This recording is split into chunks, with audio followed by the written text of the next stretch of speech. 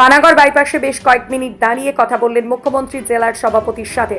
বীরভূম সফরের পথে পানাগড় বাইপাসে মুখ্যমন্ত্রী মমতা বন্দ্যোপাধ্যায় জেলা সভাপতির সাথে মিনিট কয়েকের কথোপকথন। রবিবার বিকালে মুখ্যমন্ত্রী বীরভূমের বোলপুরের উদ্দেশ্যে রওনা দিলেন মুখ্যমন্ত্রী মমতা বন্দ্যোপাধ্যায়।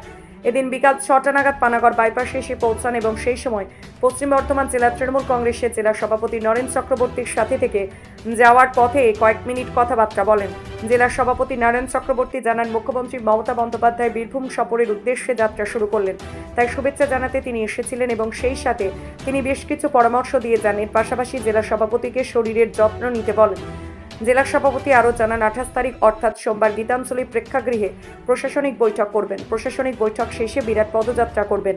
দেশ জুড়ে বাঙালিদের উপর অত্যাচারের প্রতিবাদে ভাষা আন্দোলনের এই পদযাত্রা শুরু হবে ট্যুরিস্ট লজ মোড় থেকে এবং শেষ হবে জামবনি বাস স্ট্যান্ডে। মঙ্গলবার অর্থাৎ 29 তারিখ অজয় নদের ওপর বীরভূম পশ্চিম বর্ধমান যাত্রাপথ সুগম করতে যে 138 কোটি টাকার সেতু নির্মাণ হয়েছে তার উদ্বোধন করবেন। পাশাপাশি রয়েছে আরও বেশ কিছু উদ্বোধন ও কর্মসূচি।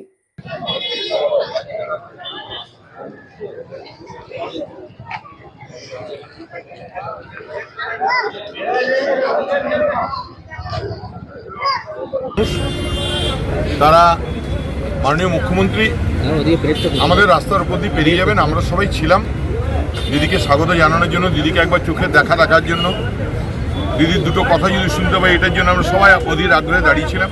দিদি আমাদেরকে দেখে গাড়ি দাঁড় করিয়েছিলেন, আমাদেরকে বললেন ভালো থেকো, এত মানুষ এখানে দাঁড়িয়ে আছেন, দিদির খুব ভালো লেগেছে এবং সেই সঙ্গে আমাকে বললেন শরীরের দিকে যত্ন নিও।